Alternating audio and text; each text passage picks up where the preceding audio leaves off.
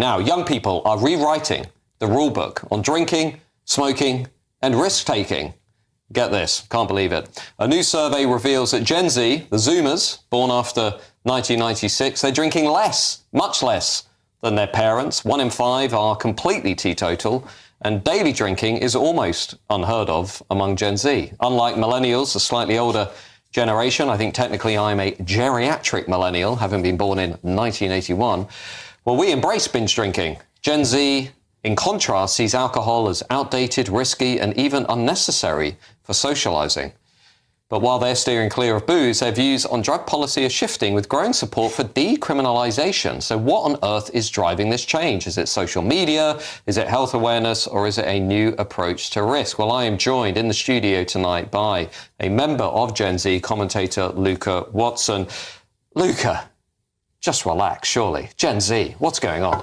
Well, I think a lot of this is a result of lockdown, is the fact that for a lot of our generation, that was the period in which usually we'd get used to going out, 18th birthday, you go to the pub for the first time, the club the first time, but a lot of us couldn't. We were told by law that we had to stay inside. Luca, how old are you? I'm 23, so I was 18 before the lockdown, so I got to go to the pub. What year were you born? 2001. Okay, yeah. Right. So, what's your earliest political memory out of interest? Gosh. What's the first thing you remember politically? I think politically I remember watching the news when I was younger and seeing soldiers who'd been killed in Iraq or Afghanistan. Okay. That was, that stays with you. So that's what I remember. Okay. So Gen Z basically more socially conservative, less, more health-oriented, well-being, sitting on Instagram, look at me and my six-pack, that kind of stuff. Is that fair to say? Is that what you're seeing among your mates? I wouldn't say socially conservative. I don't think people are flocking back to the pews and there's any kind of revival there. Right. But definitely with the health stuff, people are very conscious. And like you say, part of it might be because you're on Instagram, you want to have the nice pics with the six-pack looking good.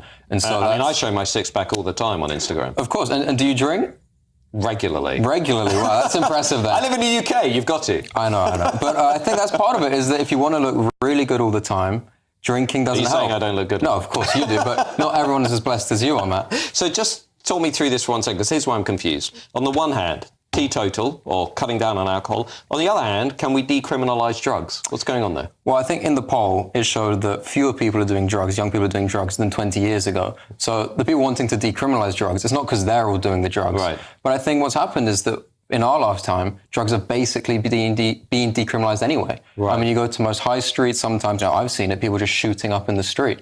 So I think a lot of people have come to the conclusion, given that it's de facto decriminalised, why don't we just go the whole way and officially decriminalise things? Okay. And if I can ask, the other thing about that poll that struck me, made me a little bit depressed actually, so many Gen Z, Zoomers from Gen Z saying, Britain is racist, I'm ashamed to be British, not really identifying with the country that's, raised them, given them all the support, education and so on. What do you think's going on there?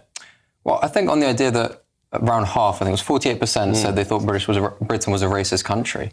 That ought to be no surprise when we've been told our whole lives from the media, from our state education, from even art galleries and statues now, with the plaques saying that this is a racist person, it's not actually a national hero.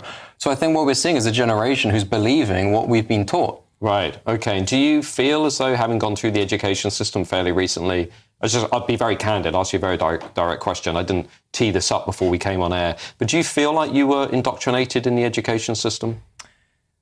I think indoctrination is a strong word. I think essentially all education systems serve to give people a certain viewpoint. And I think the viewpoint that's being pushed at the moment is one that, yes, Britain is a racist country, that it's uniquely evil and so on. And so that's what a lot of us believe. Well, the good news, Luca, is we'll be going out after this show and getting absolutely trolleyed so I can show you how a geriatric millennial gets down. Only joking.